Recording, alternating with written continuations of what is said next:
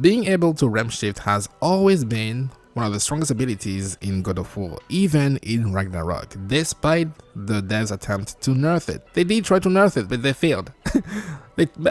I'm going to give them A for effort, because yeah, they did try, but they failed. But maybe you don't even know what ramp shift is, maybe you don't even know how to ramp shift. I got you. I'm going to tell you how to take advantage of that amazing skill. Don't forget to drop a like, to subscribe, and let's dive into the build right away. In my opinion, the best chest armor for the ramp shift build is this one, Sutter's Scorched Grass, because it allows us to deal bonus damage whenever we are hitting enemies while they are attacking, which is important because this build, the ramp shift build, is very aggressive, so you will always be on the offensive, and it's important to take advantage of being that aggressive. But because people are going to call me out for my armor not looking the way it's supposed to look, this is what it should look like. I just changed the appearance because I don't like looking, you know, like I don't like armor pieces, and I really hope it's going to be going to get the ability to remove chest armors whatsoever. When it comes to the wrist armor and the waist armor, we're going to use the Radiance set. The main issue with that set is the fact that they only increase one stat, which is problematic because then we cannot take advantage of all those other stats when it comes to luck, cooldown, running. It's going to be a problem, but we do need to get those two pieces of armor because we want to increase that ramp shift to 1.75 seconds, which is good.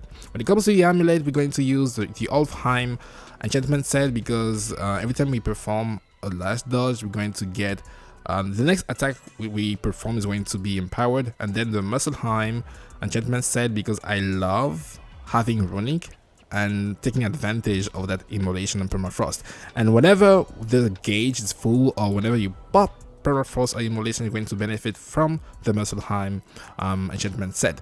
Then we can just use the Niflheim Justice for the strength, and the Seal of Runic Stone, and this one, the Emblem of the 9 Realms, because it is going to increase the melee damage we deal whenever ramp shift is activated, which is going to be almost all the time, so might as well just take advantage of that. One other issue when it comes to the ramp shift build is having a lot of strength, and you can already see that I did my best to max out on my strength using even the Furious Maul as my grip for my axe. And yeah, you can use, at this point you can use whatever you feel comfortable using, but I personally prefer maxing out on my strength because that way I can deal a lot of damage whenever I'm ramp shifting and being aggressive. That's why I'm also using the deadly obsidian handles, but you can use this, the pommels on the 9 rounds, but you can see already how much strength we are missing out on. 63 just by removing those handles. It's just crazy. So I prefer just going full strength and then using the Musselheim enchantment set just to benefit from that those runic stats. When it comes to the shield, I'm using the Shadow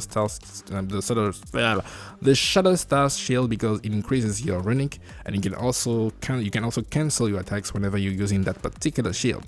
I mean, when it comes to the round, go with whatever you feel comfortable. Like I said, I was going for just strength because that's very important for me to make this build work. I always use the Wrath Rage, and when it comes to my relic, I use the Talisman of May because, yeah, in my opinion, it is one of the best ones in the game. You can also use this one, the Hilt of Hafund. Oh my, what are those names? Anyway, it allows you to distort time for, I think, 7 seconds, ramp shift for 7 seconds, but then it's gone. And the cooldown on that thing is gigantic because our cooldown is so low. So chances are you only be able to use it once, and that's it. That's why I don't like it.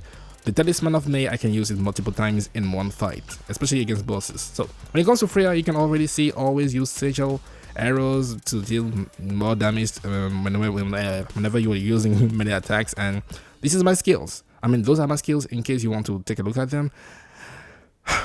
And now let's actually dive into ramp shifting.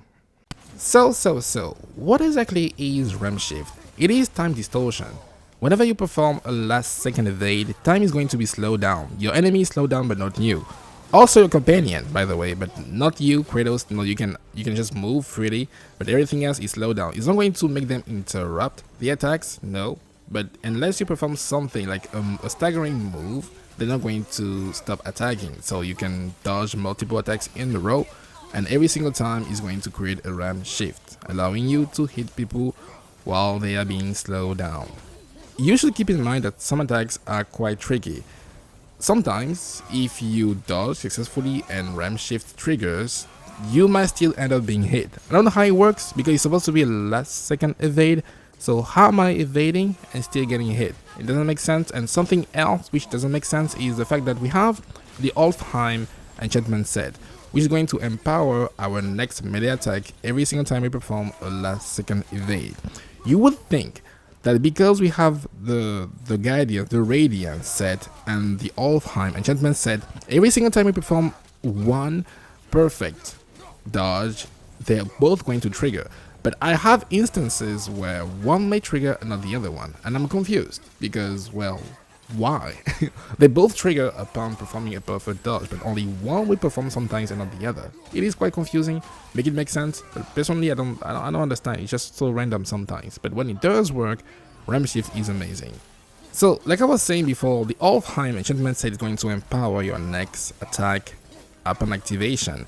What you want to do is use the most damaging move you have whenever it happens. In my opinion, it has to be Flame Whiplash. That thing is nasty. So whenever, let's say, ram shift activates, and so does the Alfheim enchantment set, then you want to just charge your Flame Whiplash and unleash it, and you're going to see a very satisfying amount of damage being dealt to the enemies. I just love it. I have to say, it is amazing. So that's the best way to use the Alfheim strike and just deal a lot of damage really fast whenever you're using whenever you're using ram shift.